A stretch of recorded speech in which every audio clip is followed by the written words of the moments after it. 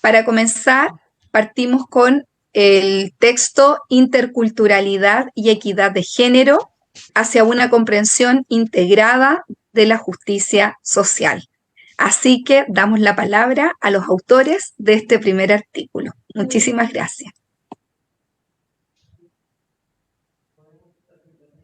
Bien, un cordial saludo a cada uno de los presentes, en particular a la iniciativa que se viene desarrollando desde la óptica en la que nosotros entendemos existe un trabajo colectivo, un trabajo cooperante en la que compiladores, coordinadores, en las personas de David Auris, Loreto Santillana, Sandro Artola y muchas otras personas más que hacen posible esta edición digital desde las ediciones Auris Educa en educación y literatura para la presente época, toda vez que, como lo ha expresado David, muchas veces se toma en cuenta solo un gran nivel académico de quienes deben tenerlo, no disminuimos ello. Sin embargo, nosotros en particular, quien es responsable del trabajo que vamos a presentar, tenemos en nuestra casa de estudio, la Nacional Mayor de San Marcos, un conjunto de jóvenes que van desde su primer año de estudios, vale decir, segundo semestre, tercer semestre, tanto así como otros que ya egresaron del pregrado, y algunos egresan este 31 de diciembre, como el caso de Elías, que nos acompaña aquí, y otros que empiezan, como el caso de Diego Bernabé. Y entonces, en pregrado tenemos un semillero de jóvenes que son los que nos van a relevar de las tareas y obligaciones en este quehacer educacional y en este quehacer pedagógico. Asimismo, tenemos el soporte adicional de quienes han hecho el posgrado en nuestra casa de estudio o en otro lugar, como es la presencia de actual doctoranda Julia Revilla, magíster en educación, por citar un ejemplo, ¿no? Jacob Berrocal, ¿no? Próximo magíster, y en fin, hay todo un conjunto de personas que nos ayudan en este contexto, y de la misma forma, no sin antes mencionar a quien lleva una responsabilidad, yo diría bastante loable, en este caso a Jocelyn Villavicencio, Yossi para todos. Entonces, en esa línea, nosotros hemos empezado a compartir desde la óptica en la que esta temática, entre otras que hemos aportado, nos van a permitir entender qué pasa con el tema de la interculturalidad.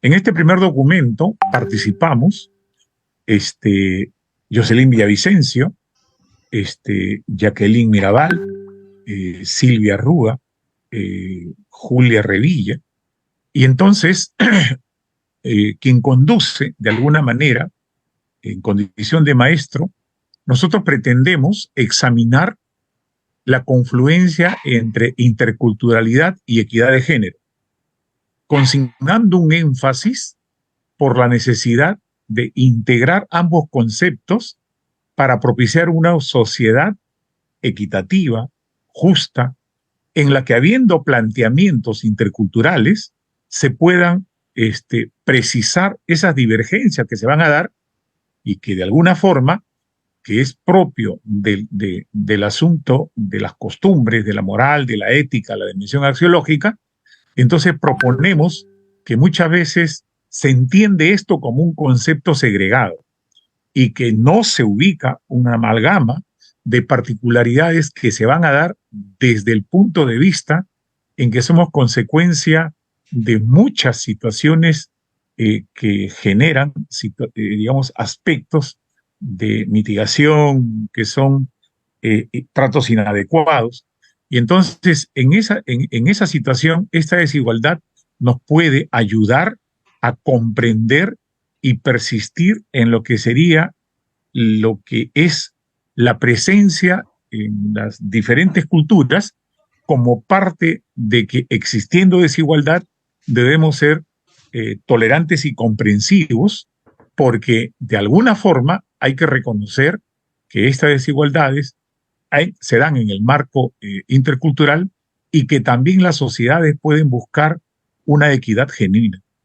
Es así como invitamos a los diferentes integrantes de este colectivo, bajo la denominación de EduCompe, Educación Comparada Perú, y a partir de ello empezamos a establecer en este ensayo las relaciones conceptuales, según los autores, género y cultura, género y educación, flexibilidad y autonomía en el asunto curricular, la regulación de los saberes, la política de Estado, los enfoques que se van a dar entre interculturalidad y género en nuestro país.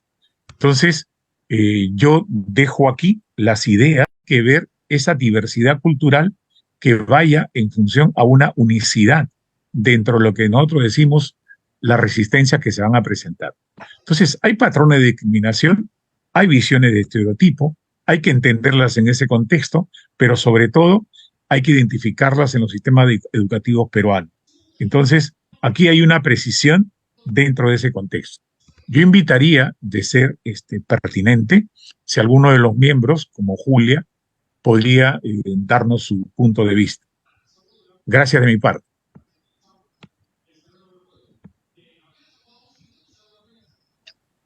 Estimado doctor Rivera, muchísimas gracias por cederme la palabra y al mismo tiempo agradecer a todo el equipo organizador que esta tarde nos ha convocado, a todos los responsables y gestores de la revista, por esta invitación.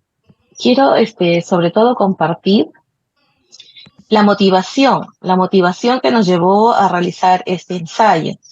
Este ensayo realmente responde y es una contribución a las exigencias hoy en día que nosotros tenemos en nuestro país, gracias a un órgano regulador llamado la Superintendencia Nacional de Educación Superior Universitaria, SUNEDU, que hoy en día todas las universidades que han sido evaluadas y que son licenciadas deben seguir incorporando desde sus propuestas curriculares enfoques transversales, como justamente tiene que ver con la interculturalidad y la equidad de género. Y son y son enfoques que lo que están buscando es que las universidades o las instituciones formadoras, a través de su modelo educativo, como nosotros también lo mencionamos en el ensayo, a través de un conjunto de competencias y de todo el tratamiento curricular, se puedan desarrollar. Y aquí hay un énfasis importante. Lo que se está buscando es que dentro de este proceso de evaluación, las instituciones puedan demostrar que realmente desarrollan los enfoques desde el modelo educativo, desde la propuesta curricular, y sobre todo que se pueda evidenciar en asignaturas y en el desarrollo de competencias que demuestren resultados. Y para ello han establecido un conjunto de tópicos de trabajo dentro de la interculturalidad y dentro de la equidad de género, entendida también como la equidad entre que permita brindar mayores oportunidades a las personas, a las mujeres especialmente. Y en este aspecto lo que nos ha señalado también que es importante el rol, en este caso de las instituciones, el rol familiar, el rol de la comunidad, el recojo también de la información de los sabios, ¿no? De los conocimientos a través de los sabios de la comunidad, que son los que justamente nos permiten integrar todo este enfoque cultural. Entonces, desde la perspectiva y la contextualización curricular, este enfoque nos ha motivado a llevar y a compartir nuestros análisis y a ayudar a fomentar esta reflexión dentro de toda la comunidad de la importancia que se tiene que trabajar o se tiene que seguir construyendo desde este espacio formativo. Esto es lo que yo podría añadir a lo que nosotros hemos planteado con la finalidad de entusiasmarlos y motivarlos a leer nuestro artículo. Muchísimas gracias, doctor, y muchísimas gracias a todos. Gracias, Julia. Solamente para finalizar en esta primera parte, nuestro equipo de trabajo lo hemos segmentado en varias intervenciones. En ese contexto, la experiencia de Julia viene desde el ámbito supervisor, por la experiencia de haber pertenecido a las instancias que hacen eso en la vida universitaria. En particular, llámese en este caso SUNEDU. Gracias, Julia. Sigue David, continúa. Perfecto. Muchísimas gracias por el aporte, por el trabajo conjunto que ustedes han realizado y por lo interesante de lo que proponen al articular la interculturalidad con la equidad de género, porque es una temática muy importante y muy contingente además. Ahora vamos a pasar a revisar otro trabajo muy interesante y nos vamos a otro ámbito del conocimiento, pero ligados, eso sí, a la interculturalidad sin duda, que es la música como herramienta en la calidad educativa en Perú. Y esta presentación la va a realizar David Gómez González. Así que invitamos por favor al expositor que nos cuente. No veo que... Muchas gracias. Está conectado, ahí estás. Muchísimas gracias, te damos la palabra. Muchas gracias a todos. Es un placer para mí estar aquí compartiendo un poco de esta experiencia más basada en sí una preocupación. Quisiera iniciar presentando una frase, ¿no? Ya que hace alusión al tema también, donde la frase dice así: si quieres activar el cerebro, escucha música. Si quieres sentirte bien, escucha música. Si quieres crear algo, escucha música. Nada activa mejor el cerebro que la música.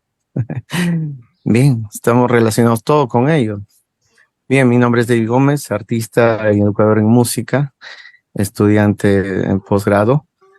Si bien es cierto, esta frase es bien profunda, pero relacionarlo en un contexto actual y llevarlo a una herramienta, ¿no? Para utilizarlo en la educación, mejorar la calidad educativa de nuestro país. ¿Se puede? ¿No se puede? Bueno, entonces es ahí que nace este aporte.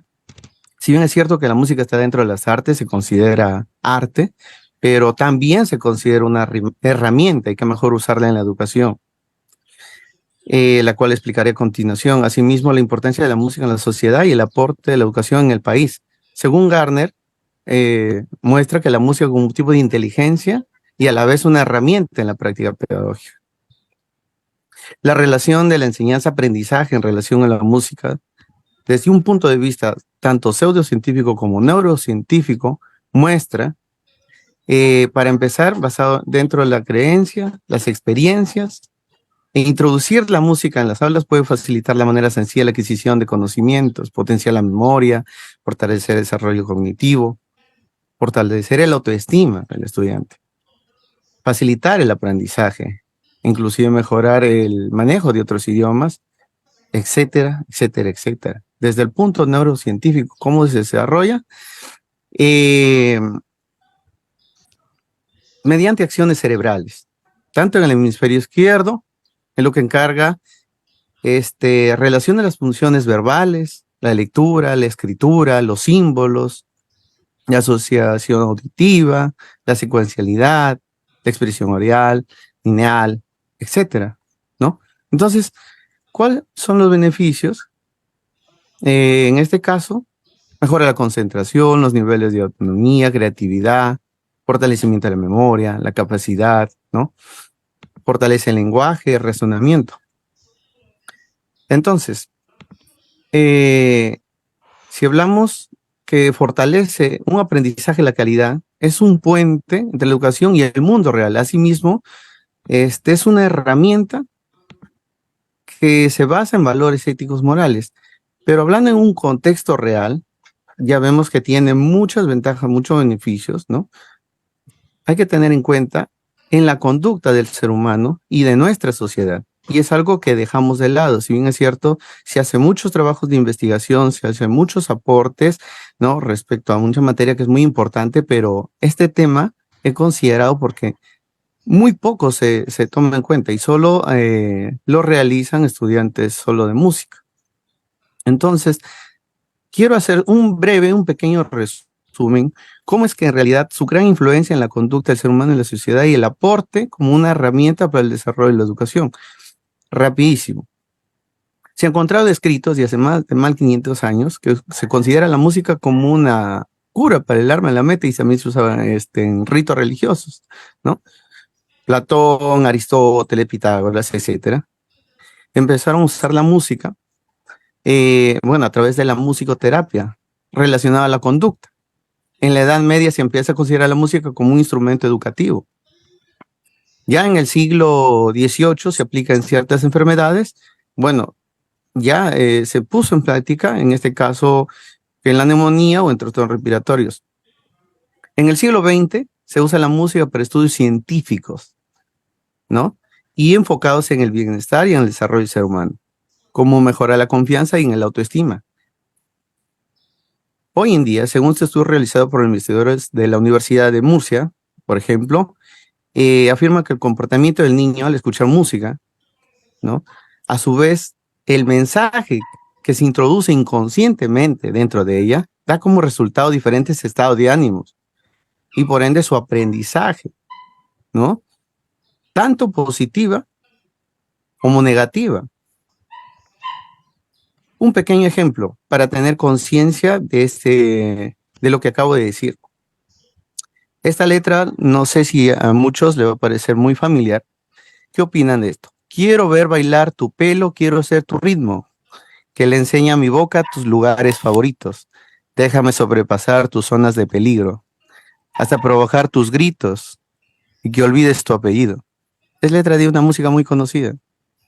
A la vez todo lo contrario, en el desarrollo de los niños. Entonces, podemos demostrar que la música tiene un rol importante tanto en nuestra sociedad y en la comunidad educativa.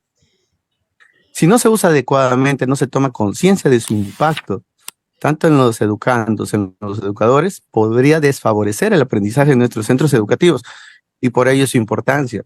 En otras palabras, estimular la música a temprana edad podría considerar una herramienta potencial para el cerebro en su óptimo desarrollo. Y para concluir, si bien hay muchos beneficios que tiene la música, tanto en el aprendizaje y en la conducta de los alumnos, quienes son el futuro de nuestra sociedad, es necesario reconocer que nosotros como docentes, ¿no? Se tiene sobre los hombros una gran responsabilidad en la educación musical, tanto en la sociedad, ¿no? Que compete al cuidado de lo que se escucha. Y hacia hoy en día se está poniendo los valores morales éticos y no se está haciendo un uso adecuado de la música. En otras palabras, para resumir, depende de nosotros usar esta herramienta para mejorar la calidad educativa en el país. Espero que esto haya motivado a leer nuestro artículo. Muchas gracias. Muchísimas gracias, David, por lo que nos presentas y por la información que compartes con nosotros. Sin duda vamos a leer tu artículo en el libro, así que agradecemos tu aporte. Y ahora pasamos a la siguiente presentación del texto Interculturalidad en Acción, retos y avances en la gestión educativa peruana. Así que le damos la palabra a los expositores, porque al igual que el primer artículo, el profesor Jorge, con parte del equipo que hace un ratito atrás nos mencionó, elaboraron esta propuesta. Así que muchísimas gracias. Los escuchamos. Buenas tardes. ¿Se me escucha? ¿Sí? Perfecto. Sí, muy bien. Gracias, Jacob.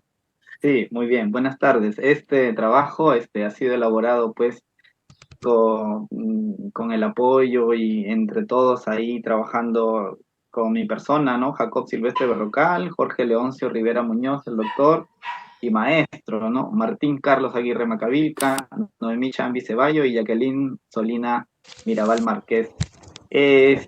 Con respecto de la interculturalidad, nos hemos centrado en lo que es la acción de la interculturalidad, ya que hay bastante material teórico, pero al momento de aplicar la interculturalidad en las políticas públicas y más que nada en la gestión educativa, que es donde se va a trabajar de manera práctica, hay problemas de ejecución. Sabemos que en el Estado peruano se trabaja lo que es la EIB, la Educación Intercultural Bilingüe, pero esta interculturalidad no es como se menciona de repente de manera teórica, ¿no? Es más un programa de educación bilingüe, pero no es intercultural, ya que no presenta los rasgos de una interculturalidad, como su mismo nombre lo dice, que es intercultural, o sea, entre culturas, las relaciones que hay entre culturas. Entonces, lo que hemos hecho es trabajar aquí en la provincia de Guarmey, que es una provincia que está a 5 horas de Lima, y hemos trabajado, está en la costa, hemos trabajado con las diferentes estudiantes de un instituto para poder identificar cómo es la interculturalidad en la práctica, ¿no? En la práctica. Y al momento de hacerlo nos hemos dado cuenta de que la interculturalidad presenta unas manifestaciones interculturales. Así que el aporte de este artículo es que se ha establecido una nueva variable, ¿no? Que no había antes, ¿no? Esta variable se llama manifestaciones interculturales, que son la evidencia práctica de la interculturalidad. ¿Cómo se produce la interculturalidad en la práctica? A través de las manifestaciones interculturales que la definimos ahí en el artículo, con sus dimensiones y todo, para poder facilitar también la investigación de los colegas que desean de repente investigar en este mundo de la interculturalidad. Sabemos que también hay bastante confusión aquí en Perú, al menos, con respecto de la multiculturalidad, la pluriculturalidad, la interculturalidad y sus formas, ¿no? Interculturalidad, pues, funcional, o la interculturalidad crítica, que es la interculturalidad que necesitamos nosotros trabajar acá en el país, es uno de los grandes problemas por el cual se piensa que la interculturalidad en el Perú solo se da en la sierra, ¿no? Que todos los programas de interculturalidad son dirigidos para hacer no solamente como un enfoque pedagógico, ¿no? O sea, hacer el enfoque intercultural de manera pedagógica en la clase sirve, pero no de tanto, porque cuando el alumno sale de clase, toda la gestión es vertical, toda la gestión no es intercultural. Entonces, en clase hablamos de una cosa, pero cuando salimos afuera de la clase, todo sigue igual.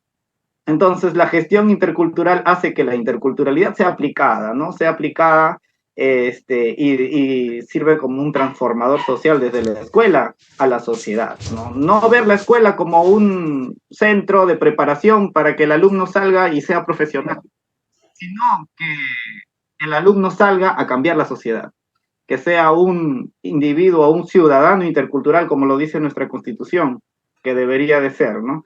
Así que ese es el trabajo que se ha hecho en Guarmey, y más que nada sobre eso se trata el aporte de nuestro artículo, que espero pues sea de deleite de cada uno de ustedes, y agradecer también al profesor Jorge Rivera quien me ha traído aquí para poder explicar un poco acerca de mi artículo, y esperamos pues que esto sirva para que el Perú tenga pues una identidad, haya más descentralización y toda la gestión sea un poco más intercultural.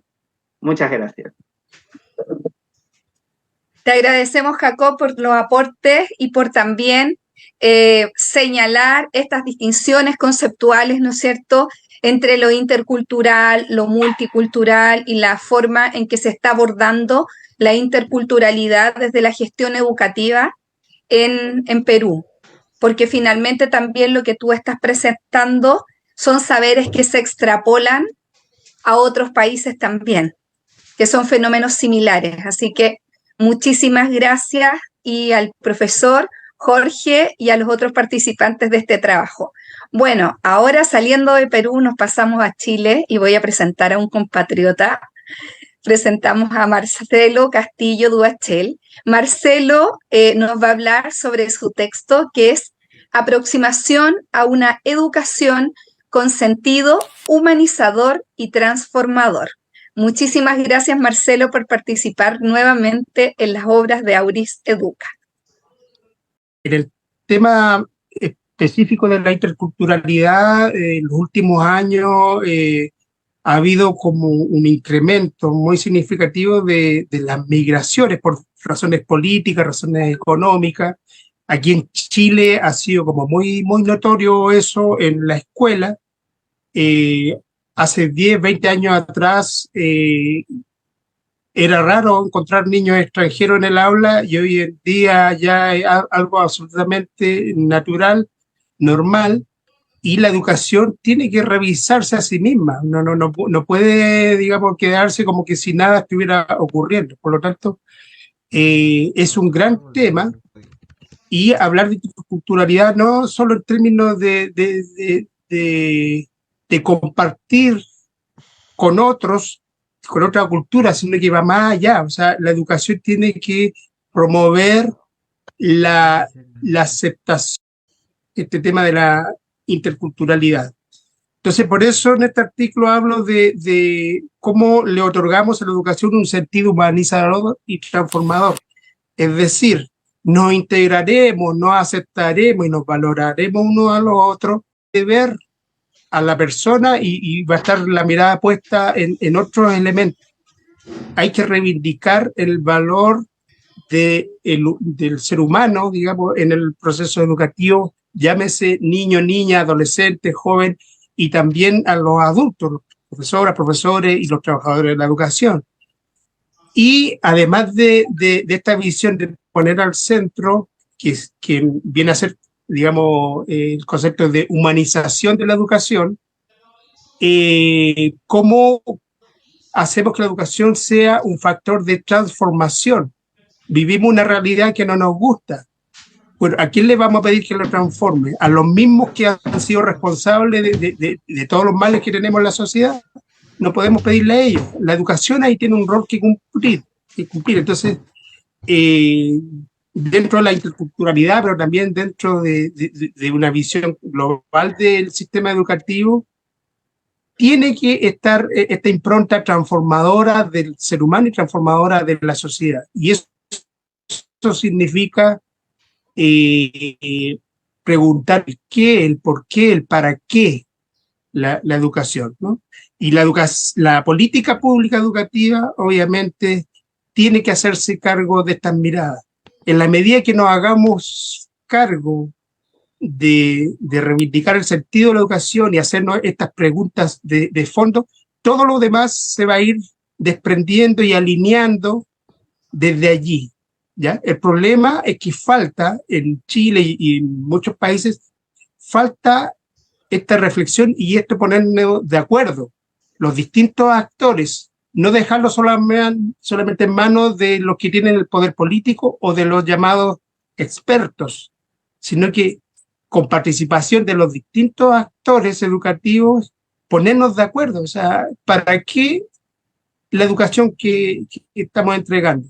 ¿Cuál es la finalidad? ¿Qué tipo de ser humano y qué tipo de sociedad es la que pretendemos construir con el sistema educacional? Entonces, esto, como digo, tiene muchas bajadas, pero lo primero es ponernos de acuerdo en estas cosas de base, en estas cosas, digamos, fundacionales del sistema, ¿ya? Los demás se tienen que ir dando por sí solos. Muchas veces se hacen reformas, se hacen políticas y parchando cosas, parchando deficiencias, pero sin esta reflexión de los temas de fondo y sin hacernos cargo de los temas de fondo. Así que, nada, pues, o sea, aterrizado esto, hay que hablar del concepto de calidad, hay que hablar de cómo superamos la excesiva estandarización del sistema, cómo democratizamos la escuela, cómo hacemos que el currículum sea pertinente. Es decir, hay muchas bajadas, pero el artículo como que no traslada a las preguntas de fondo, ¿ya? Eso más o menos para no extender.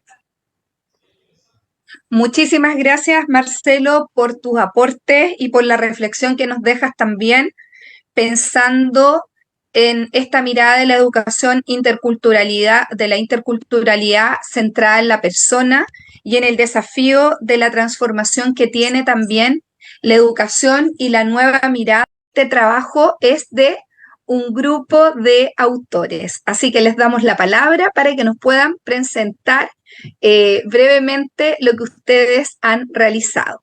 Muchísimas gracias. Buenas tardes, queridos académicos y ponentes. Bueno, este artículo titulado Decolonizar el conocimiento, el pensamiento, el ser, evaluación escolar desde el contexto histórico y filosófico, ha sido escrito por un grupo en realidad de académicos, los cuales son Úrsula Román y Miranda, Peggy Arias Barrios, Magna Asisia, Rosa María Ruedas y mi persona, Diego Alexander Bernabé Romero. La mirada en realidad de este escrito es poder poner en perspectiva dos conceptos muy, muy importantes. En primer lugar, tenemos el concepto del eurocentrismo, el cual en realidad evoca una visión que coloca a Europa en el centro del mundo, excluyendo, por supuesto, y marginando las diferentes perspectivas que puede haber, ¿no? Por otro lado, tenemos el concepto de la decolonialidad, el cual se va a erigir como una disrupción mental en la cual se va a concebir como comunidad indígenas necesitan de alguna manera incorporarse al sistema tanto económico como social dominante, que es básicamente el sistema eurocentrista, ¿no? Esto en realidad viene como nacimiento en la propia era colonial, ¿no? En cuanto a Europa, en realidad domina gran parte de los territorios americanos y por lo tanto impone esta propia cultura eurocentrista, ¿no? En que Europa y los sucesos que ocurren en Europa son los que van a traer cambios de estación en la propia historia del hombre, ¿no? Sin embargo, con la decolonialidad se busca el tener otra perspectiva. Esto lo vamos incluso a ejemplificar con diferentes autores, como Quijano, Mignolo, y mucho más reciente el propio Dussel, ¿no? Que, bueno, se lamenta el fallecimiento de Enrique Dussel, también gran crítico de esta visión eurocentrista y gran promotor en realidad de la decolonialidad y la interculturalidad. Asimismo, se va a dar algunas perspectivas, consejos en realidad, en la cual tenemos como objetivo el buscar una mejora para esta visión, ¿no? Para poder cambiar esta visión eurocentrista. Tenemos entonces tanto consejos para mallas curriculares, para la propia dirección de las políticas educativas que debe tener un país para poder tener una política de educación inclusiva para los diferentes pueblos nativos, los cuales van a tener como principal objetivo el poder crear un consenso en la sociedad buscando una sociedad mucho más pacífica, ¿no? Algo que, por ejemplo, actualmente en la política nacional no lo tenemos muy claro, y es por el hecho de que se han creado estructuras políticas y económicas bastante marcadas entre lo considerado como lo establecido, lo bueno, y lo considerado como marginal, ¿no? Porque se considera como algo marginal a las culturas que no están alineadas a la cultura eurocéntrica, la cultura central, ¿no? Asimismo, y ya para culminar, se va a dar algunas preguntas de reflexión filosófica, por supuesto, porque tanto la filosofía como la historia nos ayuda a poder observar y entender este sesgo que poseemos al momento de quizás expresarnos o valorar las diferentes culturas, ¿no? Es por ello que es la importancia de la filosofía y el pensamiento crítico para poder darnos cuenta de nuestros propios sesgos ideológicos al momento de valorar las diferentes culturas y encontrar una solución a ello con el objetivo de tener una sociedad, una ciudadanía que tenga el bien común para todos, ¿no? En ese sentido, y ya para culminar, las preguntas de reflexión van a ser en diferentes perspectivas y áreas, como por ejemplo la diversificación cultural, el pensamiento crítico, el promover el pensamiento crítico, un diálogo intercultural, una evaluación reflexiva sobre las políticas educativas y políticas en realidad en general que tiene o que debería realizar un Estado para buscar el bien común, una ética decolonial y una desmitificación de todo ello, ¿no? Siempre, por supuesto, acompañado de una contextualización, entendiendo este problema como un sesgo, el cual tiene que ser abordado de la mejor manera, y por supuesto, qué mejor manera de abordarse que a través de la educación, que es la principal promotora del avance de un país y por lo tanto también de su propia sociedad, ¿no? Muchas gracias. Muchísimas gracias, Diego, por toda la explicación que nos has dado del texto. Agradecemos también estas menciones teóricas acerca de los estudios decoloniales que nunca dejan de ser importantes.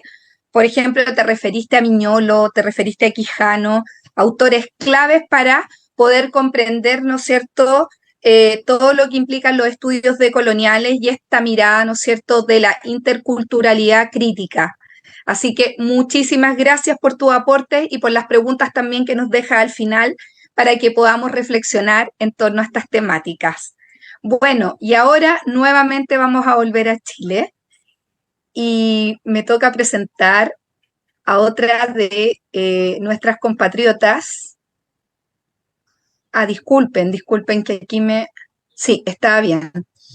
Presentar a otra de nuestras compatriotas, a la doctora María Antonieta Mendoza Basaure. Muchísimas gracias, doctora, por participar con nosotros en este libro. Y su texto es para un currículum facilitador de la buena convivencia escolar y que educa la paz. Escuchamos sus bellas palabras. Muchísimas gracias. Muy amable, muchas gracias. ¿Me escuchan bien, verdad? ¿Sí? Sí, fantástico, muy bien. Muchas gracias. Bueno, en este texto yo me centro fundamentalmente en lo que ha sido mi experiencia, ¿no? En el ámbito de la educación. Brevemente les puedo contar que trabajé durante 44 años en todos los niveles de la educación.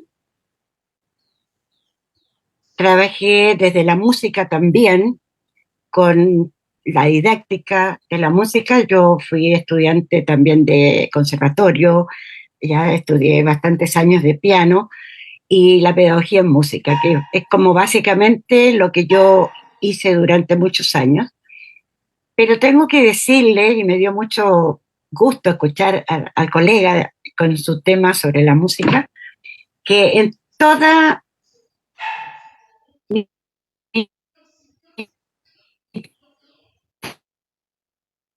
trayectoria con la ritmo oral ha sido lo que ha primado bastante, ¿verdad? En toda mi experiencia. Trabajé también muchísimo con perfeccionamiento y capacitación docente, tanto en el país como en otros lugares, y luego me hizo centrarme este trabajo en pensar en el aula, pensar en el clima organizacional del aula, que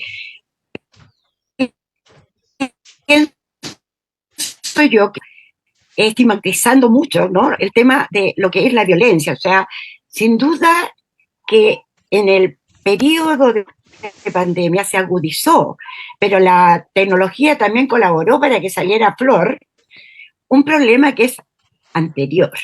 La violencia no existe solamente desde ahora, ¿no? El bullying existió siempre, ¿verdad? La violencia en el aula también existió siempre, la discriminación también.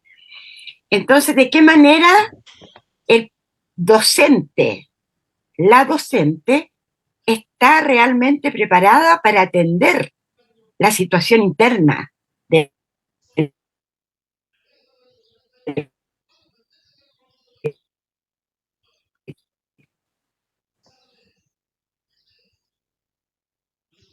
clima, el ámbito de la docencia, y ver qué aporte podemos incentivar la búsqueda de trabajo a la observación y a la reflexión. A mí me parece que es muy importante observar el trasfondo formativo desde una mirada transformadora, ¿no? Que Marcelo planteaba también esa misma mirada, y con una mirada innovadora. ¿Ya? La educación no es estática, la educación es dinámica y depende, obviamente, de cada idiosincrasia, de cada grupo humano. Cada persona es un ente que ocupa un espacio dentro de un grupo y esa interacción es la que muchas veces no se toma en cuenta, porque sin duda existe, ¿verdad?, la planificación curricular que todos conocemos y que está en los planes de estudio en los distintos países. ¿Ya? Y eso es el currículum explícito, aquello que está dado.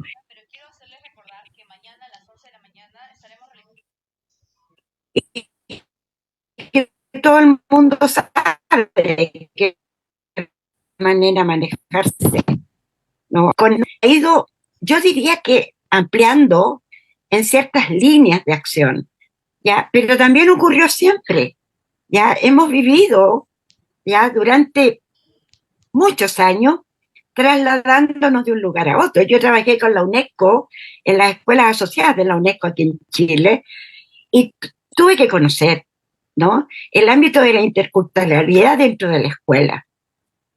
Entonces se produce un desfase entre lo que son las necesidades intelectuales para llegar a estudios estandarizados, que son las pruebas estandarizadas, y otra cosa es la diversidad existente en cada aula.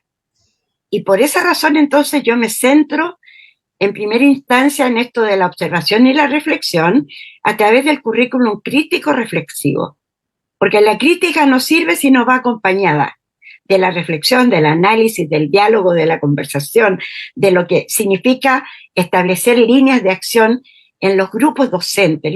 Los grupos docentes muchas veces no tienen reflexión mancomunada, no tienen la interacción del conocimiento y de la experiencia. Y eso es muy necesario. Sin duda que el número de estudiantes de cada aula es importante en esto, no siempre hay tiempo. Tampoco el trabajo administrativo muchas veces lo permite. Entonces, por eso yo pido y llamo a la reflexión crítica y reflexiva, porque es pertinente, porque es inclusivo, porque permite generar un clima diferente y de mayor calidad, de gran efectividad. Facilita los espacios y la capacidad de análisis, de investigación.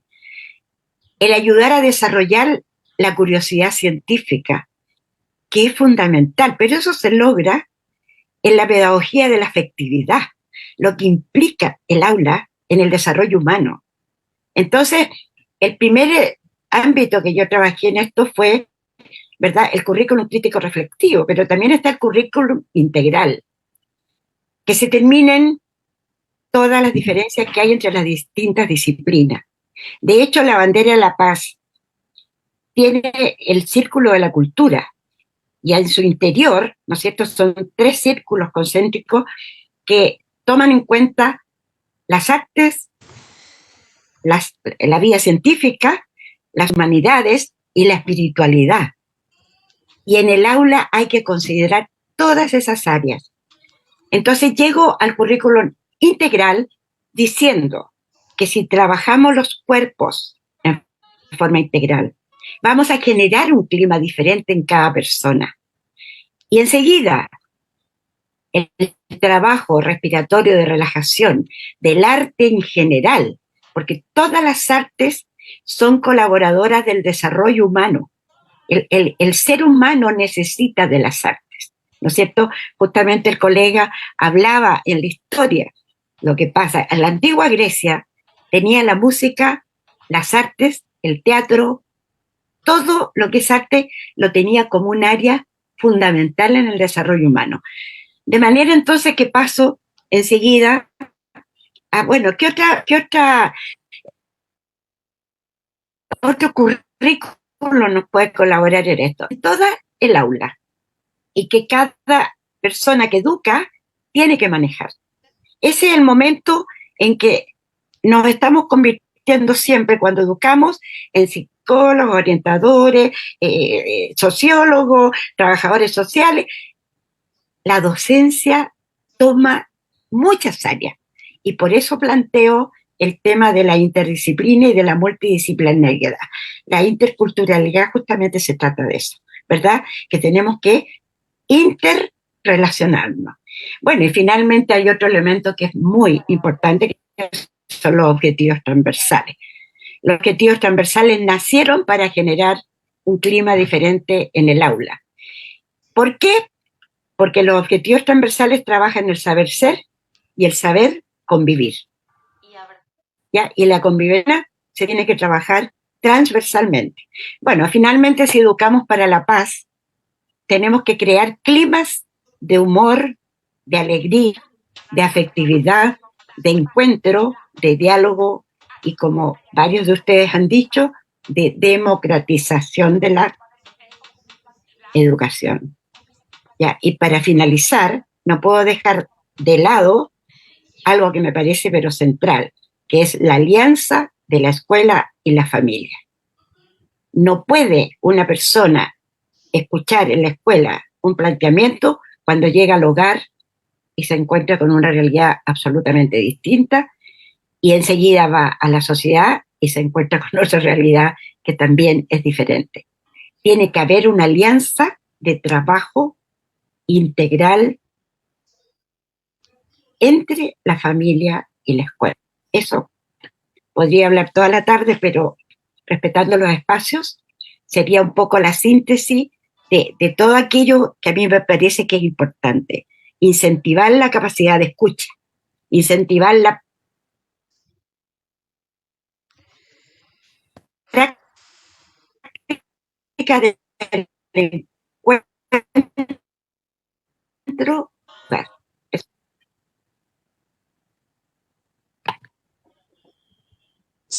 está Loreto, David. Así que, Sí, sí, gracias Marcelo. Creo que Loreto, bien, vamos a invitando al siguiente tema, escuchando esta mirada de la doctora María Antonieta de fusionar los elementos fundamentales de la educación. Eso también es parte de la interculturalidad. Y también quisiera aprovechar, rendir homenaje póstumo al maestro Dussel, ¿no? Un gran, digamos, un gran impulsor de este discurso decolonial, de este discurso intercultural, que creo que el 5 de noviembre nos dejó a todos una gran tarea. Invitamos al tema del enfoque de interculturalidad, una educación intercultural para todos, con lineamientos de la pedagogía crítica. Es un trabajo colectivo que integra a Elías y a Jorge y otros más colegas. Escuchamos. Adelante. Buenas tardes, Auris, ¿cómo estás? Buenas tardes Equipo. a todos los presentes. Un saludo fraterno. En este caso vamos a hacer una breve reseña respecto al trabajo que hemos venido realizando en territorio peruano. que en este caso, como bien menciona David, cuyo título es El enfoque de interculturalidad, una educación intercultural para todos, con lineamientos de la pedagogía crítica.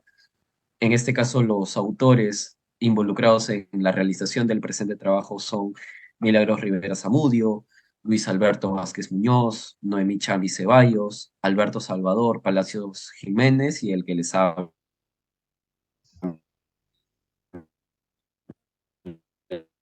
en este caso, el óptica de la historia peruana como un problema en la mentalidad de muchas personas, la cual ha obstaculizado la construcción de nuestro país como nación y sobre todo el anhelado desarrollo del mismo. Se han realizado múltiples, diversos esfuerzos por tratar de forzar a ser iguales a los que son diferentes. Debido a este panorama, el trabajo lo que busca principalmente es analizar e interpretar los conceptos vinculados a la interculturalidad, partiendo desde su enfoque inicialmente, y sobre todo su aplicación, ¿no?, en el sector educativo, incorporando un término que es bastante acuñado en la actualidad, el conocimiento del otro, como una búsqueda permanente de diálogos interculturales equitativos. El estudio trata de mostrar diversas estructuras, por ejemplo, partiendo de lo que es un enfoque intercultural. En nuestro país como tal, el Perú es un país pluricultural y multilingüe, donde existen lamentablemente situaciones de desigualdad o relaciones asimétricas. Ante esta problemática se presenta la interculturalidad, un proceso dinámico de diversas culturas tienden a desarrollarse en la vida de cada persona. Un concepto también relacionado con este enfoque intercultural es la educación intercultural, que según la Ley General de Educación menciona que la educación intercultural no es solo para escuelas. Hola, ¿cómo estás? Soy Álvaro.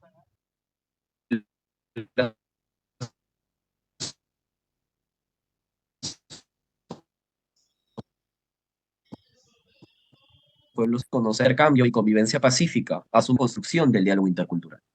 Entonces, a partir de ello surge en nuestro territorio la educación intercultural bilingüe, que es un derecho fundamental para pueblos indígenas, que está reconocido en la legislación peruana, de igual manera en la extranjera.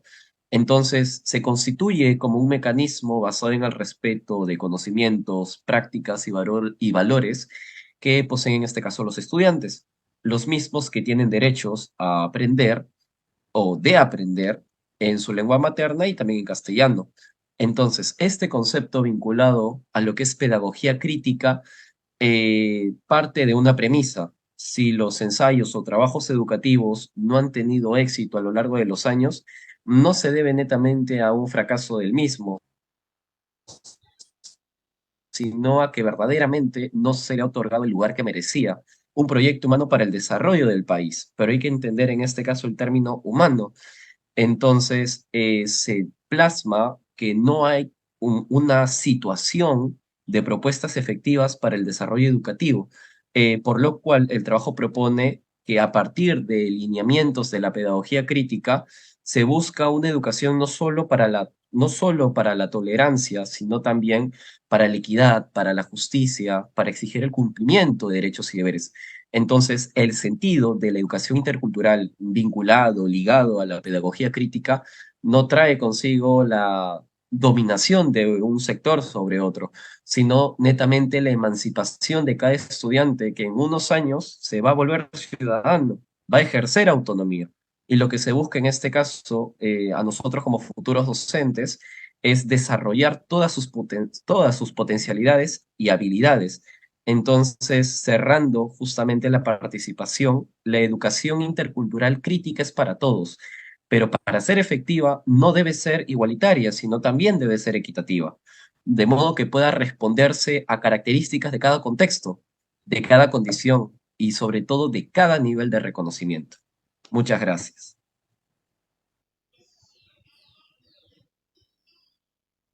Bien, muchas gracias, Elías. Y qué gusto escuchar, Loreto, ¿no? ¿Qué te parece? Son jóvenes brillantes, ¿no? Eso me abona y me da peso en mi argumento que dije al comienzo, ¿no? Porque es necesario tender el puente intercultural académico, y eso decía Enrique Dussel, ¿no? decía que la gran materia prima no estamos tanto nosotros, sino los jóvenes que están soñando con un mundo diferente y distinto. Loreto, te escuchamos, amiga, y creo que gracias, Elías, por ese aporte, porque creo que interculturalidad no solamente también es cuestiones de etnias, sino lo intercultural es la convivencia de todas las etnias en un espacio de convivencia armónica. Loreto, te cedo la palabra, amiga, para la continuación. Creo que vamos a invitar a la amiga Sandra, que se encuentra en La Habana.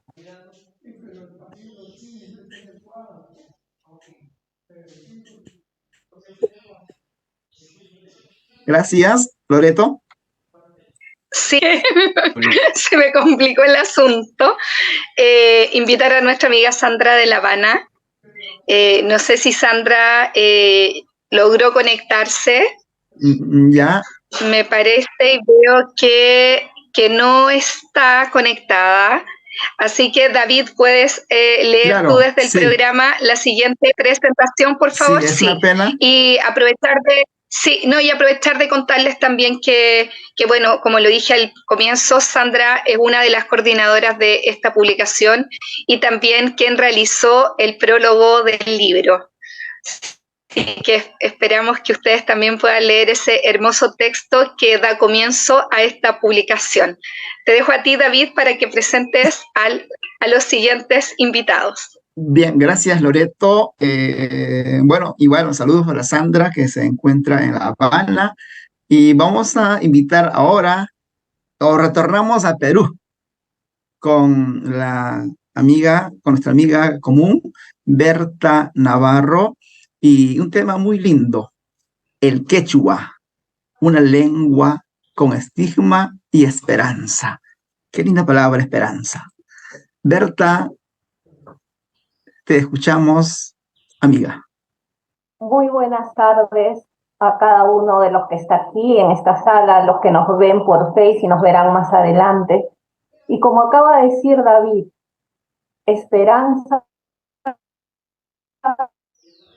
es una palabra hermosa y justo empieza con la E de educación, con esa educación que nos impele y nos confronta a hacer realidad de tanto escrito, tanta tinta sobre interculturalidad y que a veces solamente se queda en el texto o vemos la interculturalidad como algo ajeno. Por eso me permití participar en el libro con una narrativa de vida.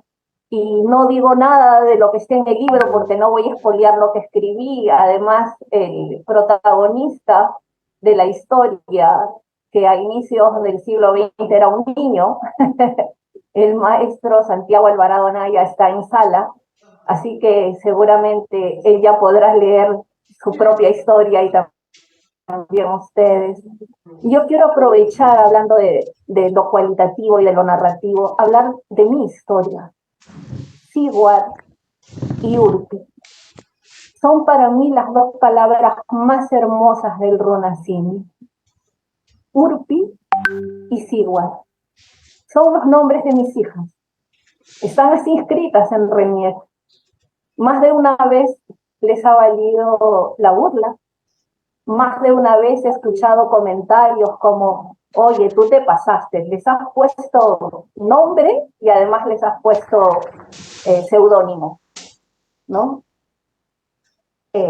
Y de palabras de colegas, no de gente de a pie, no de gente que no tenía que ver con la educación, de colegas, ¿no?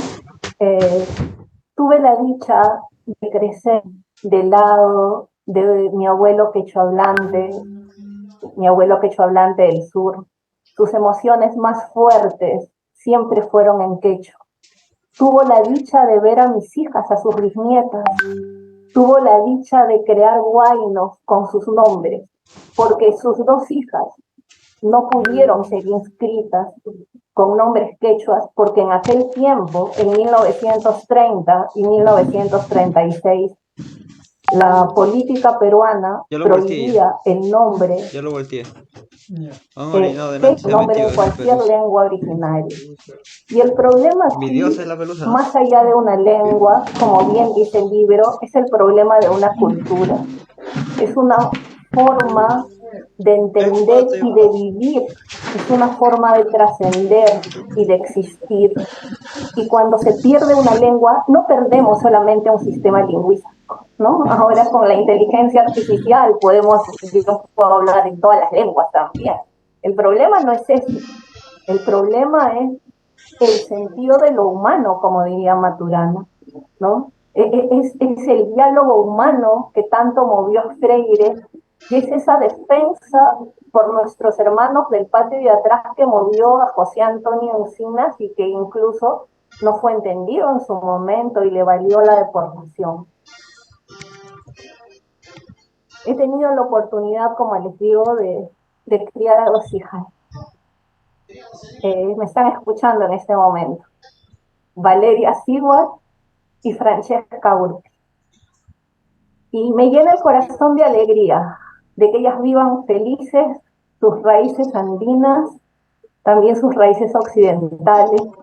Y cuando escuchaba cada una de las participaciones y de los aportes, me conmovía profundamente, porque le pido al Ande, a la vida, tener un tiempo más para poder seguir sumando a una interculturalidad viva, no solamente a la de las cumbres, de los encuentros, la de los papers, a la que podamos vivir cada día, a esa que nos haga seguir bailando huispala, huispala, huispala, huispala, huispala, huispala. Qué maravilloso es el sentir de nuestros ancestros en nuestras lenguas, en nuestra mirada de la vida, en esa vida que no termina con ese siniestro vocablo llamado muerte, sino que trasciende con cada historia, con cada mito, con cada estrella, con cada astro, con cada beso, con cada texto. Agradezco mucho a David Tauris como persona, como editor, como ediciones, por dejarme participar aquí. Los invito a leer. Lo que acabo de decir no es lo que está escrito. Gracias. Que la fuerza del Ande y la fuerza de nuestros bosques nos acompañe siempre. Muchas gracias. Muchísimas gracias, Berta. No sé si disculpe que como estoy con el móvil, ¿se escucha? Sí, se escucha perfectamente. Gracias por lo lindo que nos has compartido hoy y lo que estás señalando me recuerda un poco a Hall cuando habla del tema de la identidad y que entonces lo que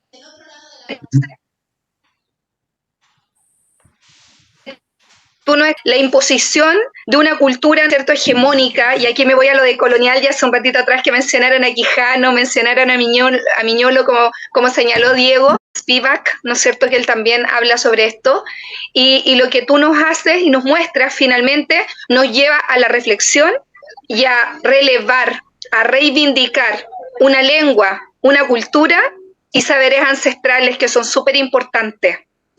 Así que muchísimas gracias por tu presentación y por el texto que escribiste y sin duda estamos ansiosos de querer leerlo lo más pronto posible.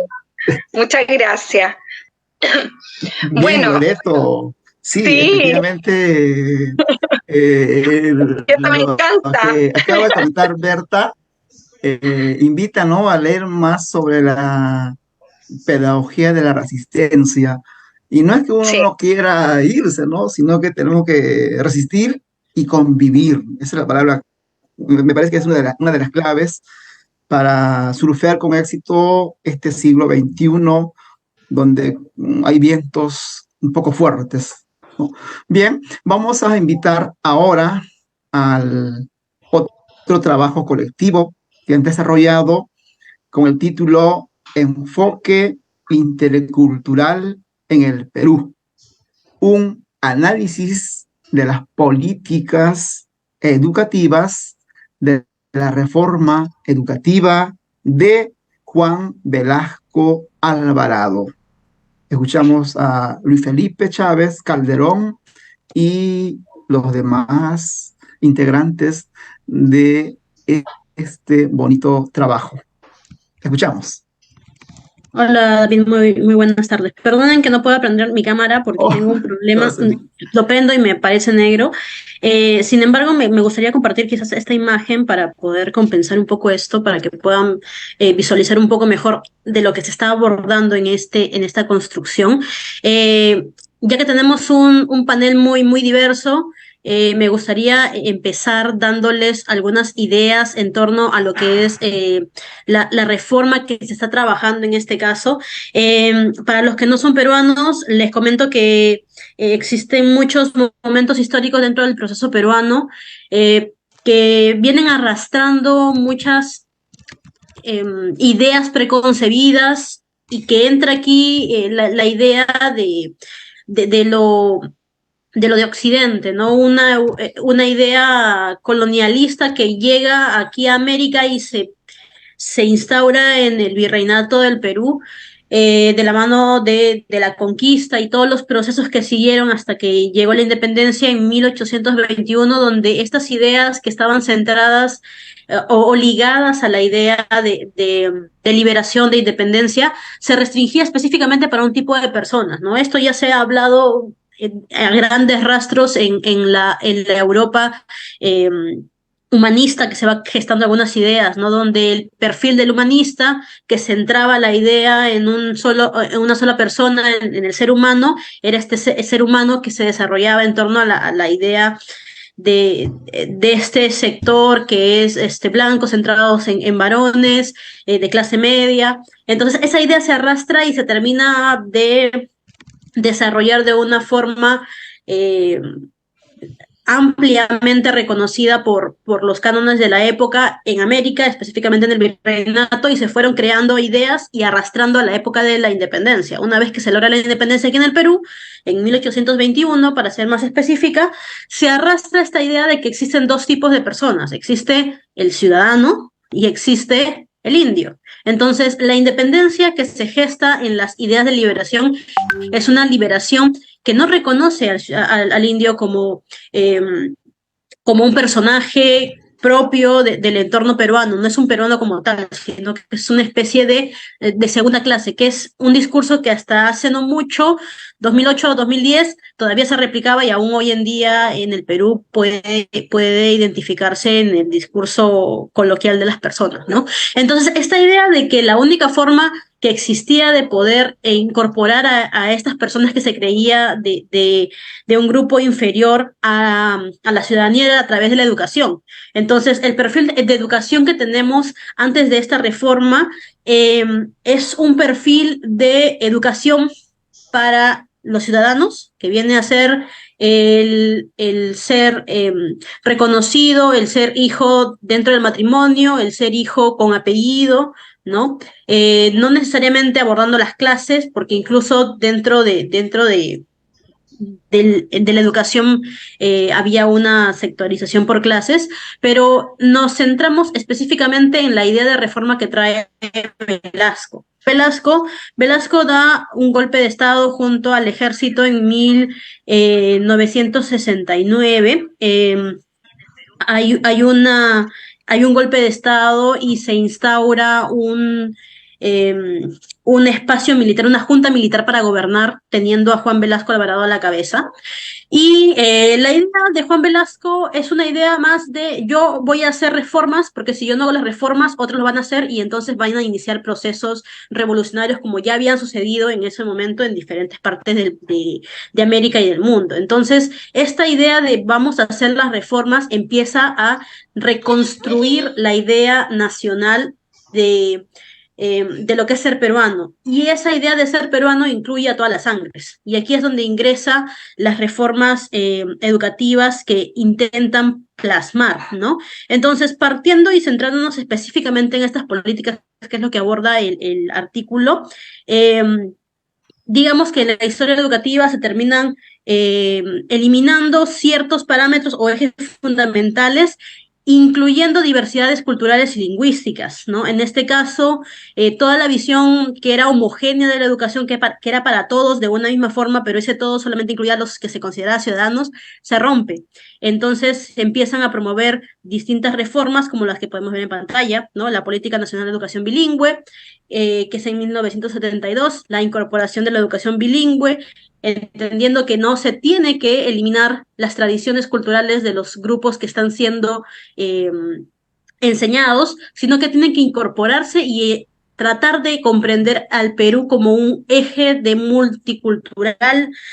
de multiculturalidades, de múltiples formas de comprender el entorno. Entonces, aquí podemos, por ejemplo, rescatar las ideas de Giroux, de Henry Giroux, que nos mencionaba que es importante que una educación desafíe todas las desigualdades y los prejuicios culturales que existen para poder comprender mejor la forma en la que se relacionan las comunidades, porque la educación es eso, es un ente social que busca la justicia social y la democracia. Entonces, para poder llegar a eso se tiene que partir de entender estas diferencias, ¿no?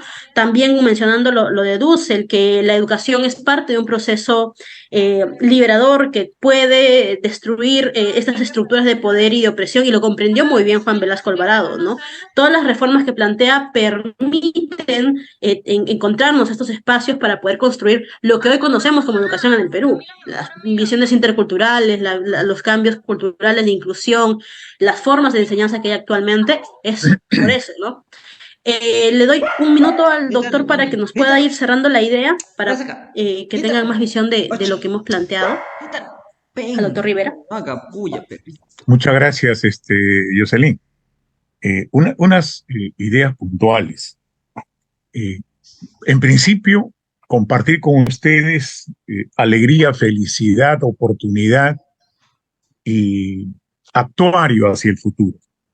Voy a empezar con Jacob Berrocal, que hace unos minutos expuso.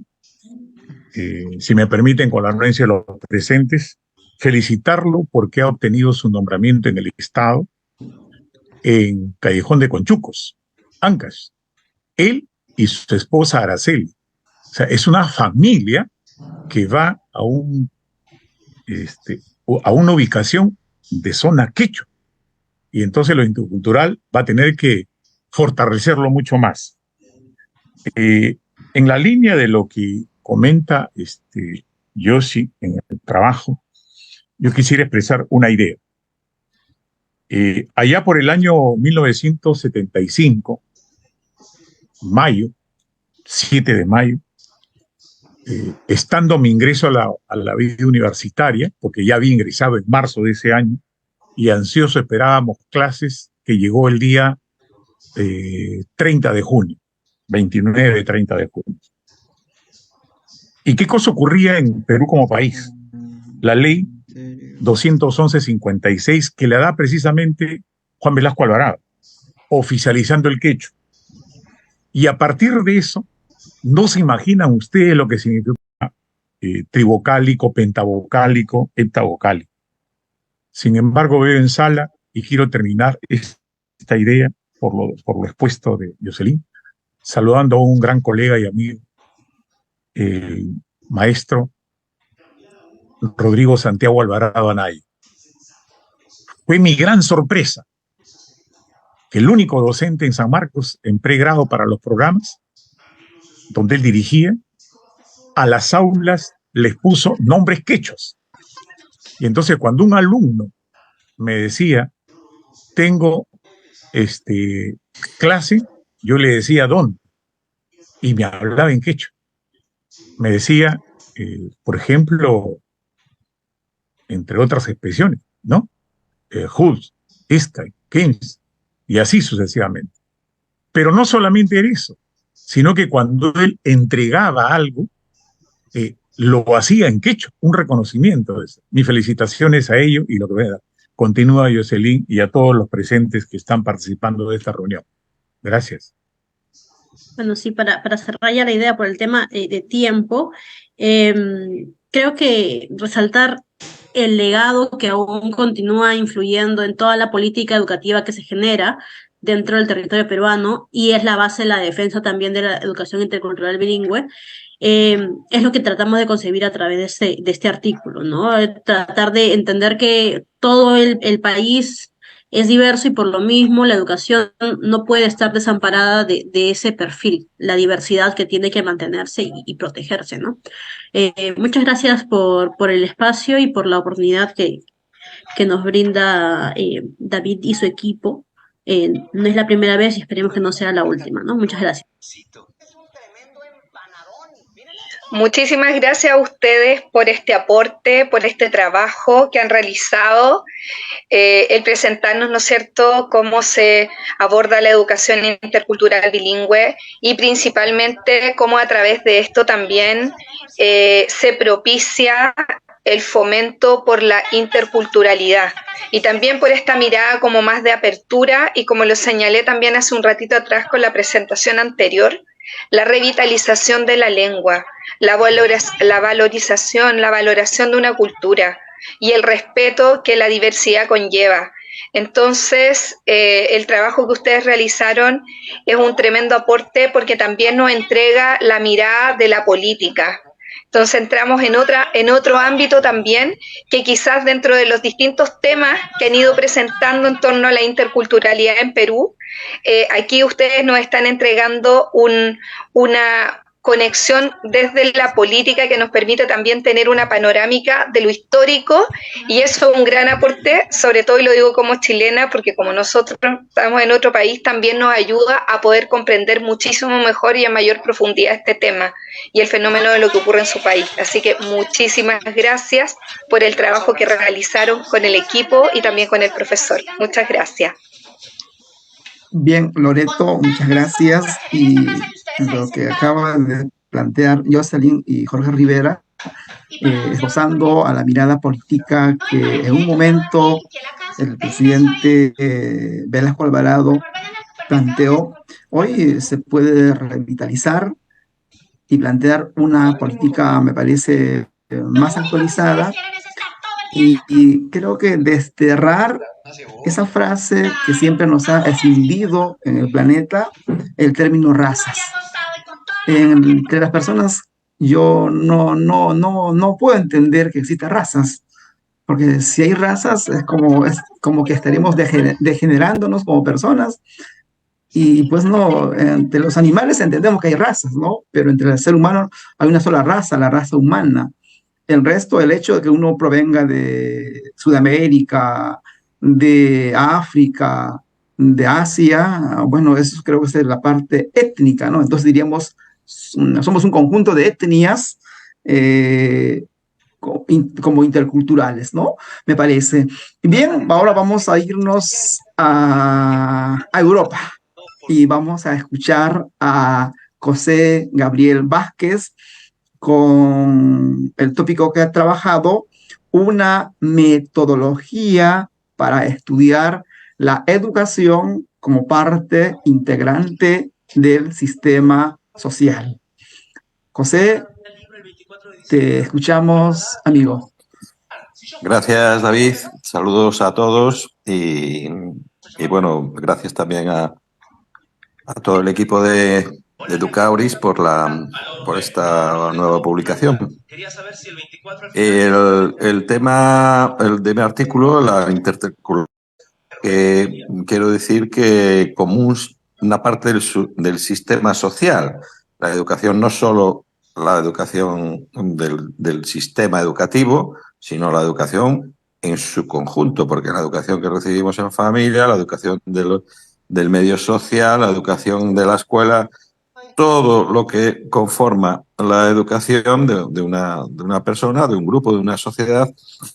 Y pienso que esta metodología es aplicable sobre todo en nuestra lengua castellana o hispana o latinoamericana perfectamente. Valdría para estudiar en Perú la educación o en Argentina, en Venezuela, en Cuba. Lo digo el idioma en el sentido porque, por ejemplo, el primer aspecto, el concepto de educación, yo me baso en su origen de la palabra, un origen latino, de latín, de educatio, de guía, y que tiene dos etimologías, educare y educere. Entonces, pero antes de entrar en eso, la metodología, como tal metodología, abarca un proceso, un método y abarca una técnica. La técnica me baso en el diferencial semántico de Osgood, que es, lo conoceréis a lo mejor por las encuestas, porque se establecen dos polos, ¿no? No tienen que ser dos opuestos, no estamos hablando de norte-sur, blanco-negro.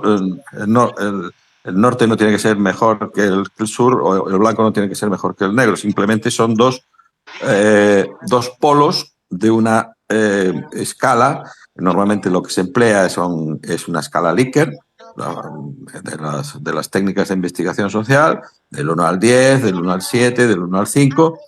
Y bueno, esta metodología acabo de publicar en la Universidad de La Coruña el libro Una metodología polivalente para la didáctica y para la investigación de la educación. Repito, la educación como parte del sistema social. Lo mismo que el sistema digestivo es una parte del cuerpo, o el sistema endocrino es una parte del cuerpo, pues la educación, lo mismo que la justicia. Metodología, digo, polivalente, tanto para la didáctica, es decir, para la enseñanza y el aprendizaje de lo que es la educación desde el punto de vista sociológico, como ese subsistema del sistema social, y también como, por eso es polivalente, también para su investigación, que es el artículo donde me centro, en el artículo que ahora sale publicado por Auris Educa, ¿no? En la parte didáctica, yo vengo en la asignatura que imparto desde hace ya 10 años, o más de 10 años, Sociología de la Educación, utilizando esta metodología, y en la investigación también recogiendo datos. Por eso que digo que es válido, porque son ya varios años los que permite recoger datos desde el punto de vista de la investigación, que precisamente mis alumnos están ahora operando y trabajando con esos datos en la parte de investigación. ¿En qué consiste? Funciones de la educación, las formas de la educación y los agentes o actores de la educación. 5 pilares básicos. Indudablemente la educación tiene muchos más partes, componentes, podemos ir a, pero estos 5 pilares son fundamentales. Parecer que se reduce demasiado, pero sí que para la comprensión tanto de los alumnos como para la exposición sí que es muy dúctil, es fácil de recordar, pero bueno, no es la parte didáctica la que vengo a exponer, sino la parte de investigación. Entonces, en la parte de investigación podemos poner unas escalas Likert, donde los entrevistados o la persona, en este caso los alumnos, puntúan su educación, si responde a... bueno, primero voy a exponer los 5 pares, o sea, los 5 dicotomías que supone estos pilares que acabo de decir. Como dije antes, la concepción de educación, tenemos educare, educere. Educare es introducir conceptos, es el concepto, toda la historia de la educación. Si analizamos toda la historia de la educación, vemos que vamos variando entre esa forma de introducir conocimientos o extraer las habilidades, que es educere. ¿Ven? Pues con estos dos etimologías ya tenemos nuestra primera escala bipolar, escala dicotómica. La segunda escala dicotómica, los contenidos de nuestra educación proceden de 2 fuentes principales. La naturaleza, ahí tenemos, por ejemplo, nuestras maneras. La naturaleza siempre se llama la gran maestra. La sexualidad, por ejemplo, no nos la enseñan y en cambio pues seguimos reproduciéndonos. Yo siempre pongo ese ejemplo. Tenemos la naturaleza y la otra gran fuente es la sociedad. Ahí tenemos otra variable dicotómica, otra escala otro diferencial semántico sobre los contenidos o el origen de la educación. Sobre las funciones, clarísimamente, las 2 grandes funciones, que después hay muchísimas clasificaciones de las funciones de la educación, pero las 2 grandes funciones que todos los autores coinciden es la función como su función de cambio social, o de reproducción social. Está claro que también es una escala, un diferencial semántico, claro, que se puede utilizar. En cuanto a las formas, está claro que también podemos hacer educación regulada o institucionalizada y educación no regulada. Hoy en día, antes se llamaba formal, informal, hoy también tenemos la no formal, pero podemos establecer esta dicotomía entre educación regulada y no regulada, lo que es fuera de las instituciones, la otra educación, otra dicotomía. Y en cuanto a los agentes, también nos encontramos ahí es más difícil porque ahí tenemos familia y escuela, que también es una dicotomía, pero también está el entorno, ¿no?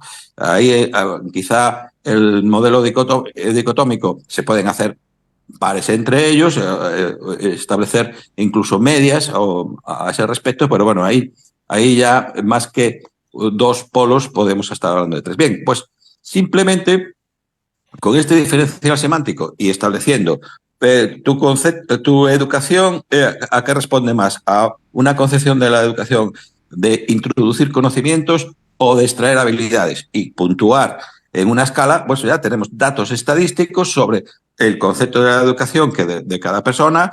Incluso yo a los alumnos les planteo que valoren el concepto suyo de educación, el de su entorno y el que consideran como van a ser futuros profesores, porque esto es en la Facultad de Ciencias de la Educación, como futuros profesores, que más importancia al origen natural de su educación que, por ejemplo, las chicas, ¿no?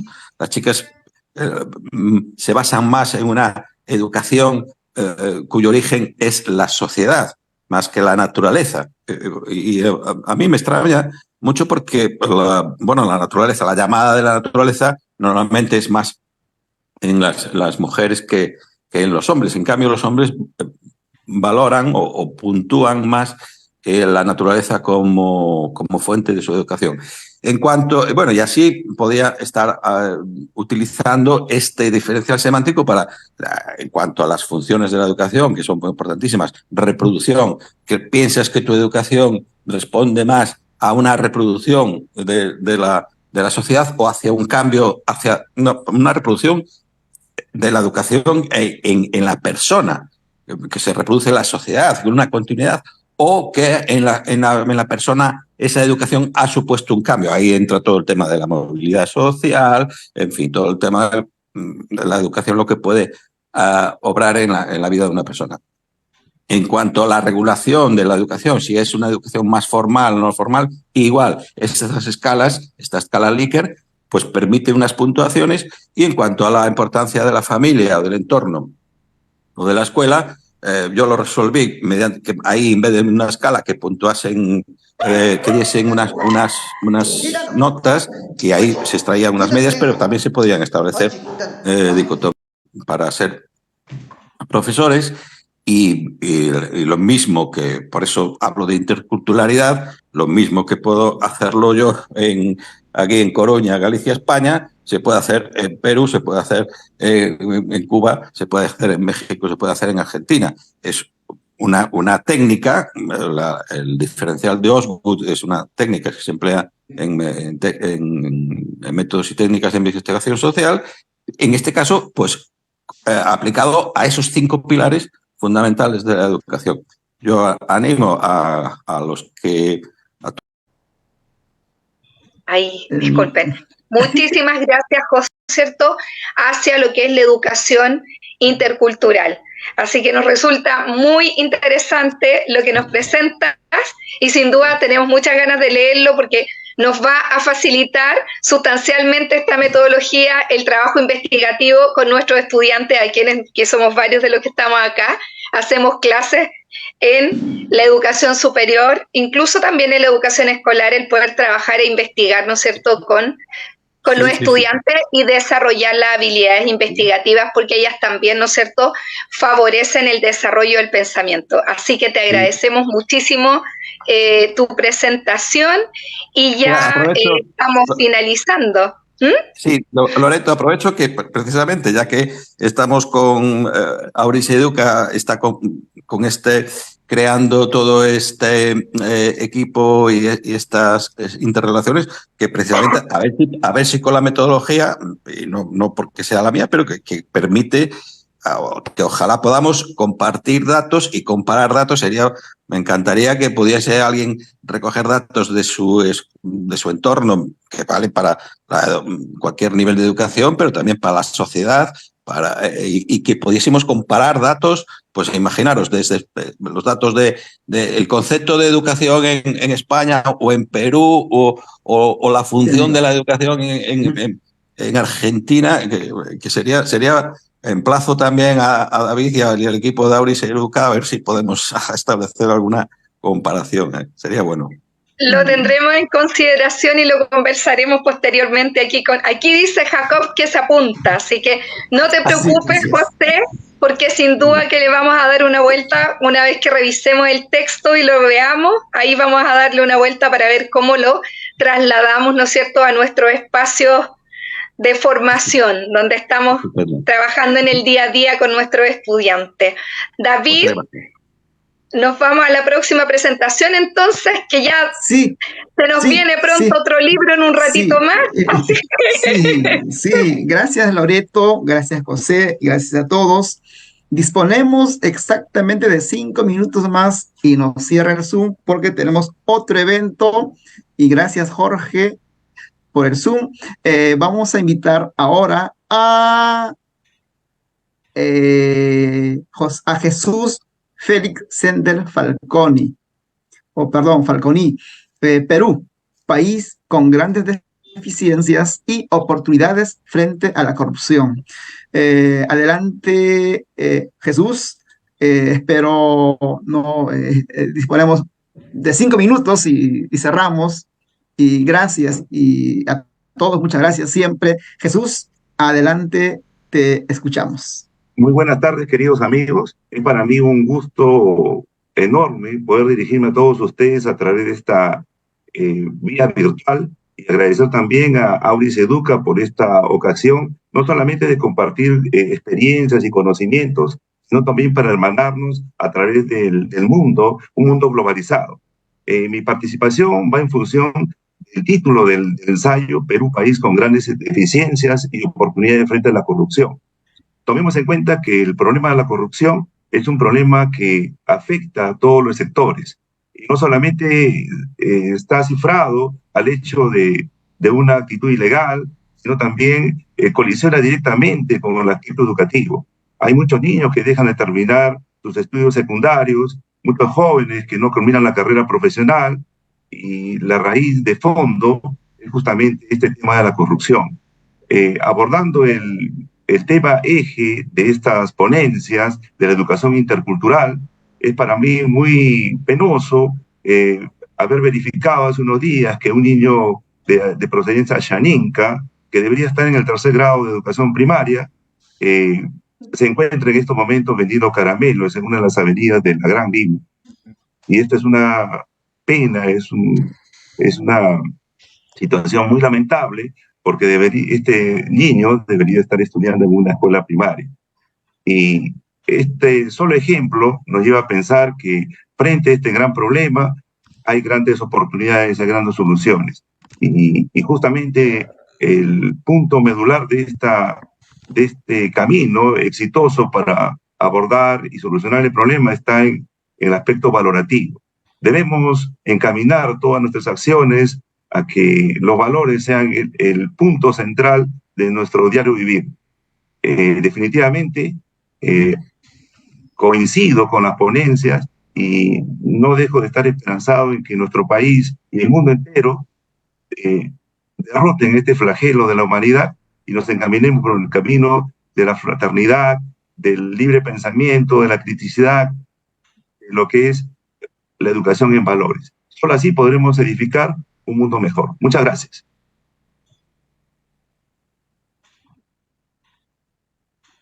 Muchas gracias, Jesús. Gracias, Loreto. Ese discurso que enarbola ahora los ODS, que es el discurso, me parece, que también enarbola China y muchos países y el mundo, apostemos todos por un mundo mejor. Y en ese sentido vamos a ahora invitar a Loreto Cantillán, y con ella terminamos, interculturalidad en la literatura infantil, corpus de obras para abordar en la formación inicial docente en educación básica. Loreto, te escuchamos. Adelante, Bueno. amiga. Y con usted cerramos este hermoso evento y también agradezco a todas y todos por esta participación. Loreto. Bueno, muchas gracias. Ahora me toca a mí cerrar con el trabajo que realicé. Bueno, este trabajo principalmente es proporcionar un corpus de literatura infantil que aborde temáticas en relación a la interculturalidad, porque tiene el propósito de presentar un repertorio de obras para los profesores que se están formando desde la óptica de la educación literaria y de la educación intercultural, para que posteriormente puedan desarrollar estos libros y trabajarlos, ¿no es cierto?, en el aula con los estudiantes, y la finalidad principalmente es propiciar el fomento lector, el diálogo y el respeto por la diversidad. Yo trabajo en formación inicial docente, en estos momentos estoy trabajando en pedagogía en educación básica, enseñando literatura infantil, y he realizado también clases para otras carreras de pedagogía, y pensando en los estándares de formación inicial docente que tenemos acá en Chile, los nuevos estándares, uno de los elementos cruciales es la transversalización de la diversidad, la interculturalidad. Esto aparece de manera transversal y ya no está circunscrito específicamente a algunas áreas del conocimiento, y ahí me tomo también de lo que dijo la profesora María Antonieta, de hablar de esta educación integral. Los estándares también se orientan hacia tener profesores, ¿no es cierto?, que se formen desde una mirada más global, más integral, ¿no es cierto?, abarcando no solamente lo que corresponde a los saberes pedagógicos y disciplinarios, sino también otros conocimientos. Y dentro de ello aparece el componente intercultural. Como yo soy profesora de literatura, realicé en realidad un rastreo de temáticas interculturales que podrían ser importantes de trabajar en la formación inicial docente y que después las trasladamos al aula. Por lo tanto, detecté, y es lo que presento en el texto, obras, por ejemplo, que hablan sobre lo racial, obras que hablan sobre la migración, obras que trabajan los refugiados, obras que trabajan pueblos originarios, y textos también que abordan la diversidad desde una visión más integral, tomando elementos interculturales. Por lo tanto, el barrido que se hace dentro del artículo es presentar libros de literatura infantil que hablan sobre los migrantes y se explican las particularidades que tienen esos libros, y así sucesivamente cada una de las temáticas que les mencioné. Y en la parte final del texto me refiero a ciertas estrategias metodológicas y recursos de aprendizaje que se podrían ocupar en el aula para poder trabajar con estos libros, como por ejemplo estrategias de cuentacuentos, Kamichibai, dados de preguntas, los palitos preguntones y una serie de elementos que nosotros trabajamos con los niños en educación básica, porque esto, como es literatura infantil, está pensado en entregarle las herramientas a los profesores para que después las lleven al aula y lo puedan trabajar con los niños. Así que de eso se trata el trabajo, y es una invitación no solo a conocer, ¿no es cierto?, este enfoque de la educación intercultural ligada a la educación literaria, sino que también es una invitación a que se lean ustedes los libros de literatura infantil que en el texto yo estoy proponiendo, porque también es una invitación a leer obras literarias. Así que muchísimas gracias. Gracias, Loreto, desde esa mirada de la maravillosa literatura y la interculturalidad. Colegas, amigas y amigos, de esta manera estamos concluyendo esta hermosa presentación sobre el libro de diálogo intercultural, que me parece que es lo central, el diálogo. Muchísimas gracias Berta, muchísimas gracias Daniel, David, Jorge, Margarita, Elsa, Jesús, José, Loreto, Miriam, Santiago, Diego Bernabé, Stephanie, y a todas y todos, en especial a todos nosotros.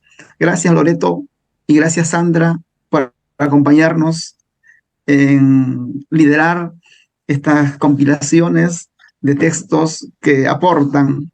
Siempre he dicho, bajemos del Olimpo, porque la gente siempre ven, o muchos ven, o los académicos ven Scopus, Web of Science, Cielo, y les pregunto, ¿quiénes leen esos textos maravillosos que están en ese Olimpo académico?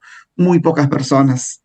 Nosotros tenemos que bajar de ese Olimpo académico al espacio masivo donde podemos entendernos y divulgar y compartir nuestras ideas a través de este libro digital. Seguramente en unos días vamos a hacerle llegar la carta de agradecimiento a cada autor y el link, el ISBN, el depósito legal y el DOI que acompaña a todo el libro, como debe ser. Muchas gracias, Perú, David. Gracias, Sudamérica, gracias, David. Europa, gracias.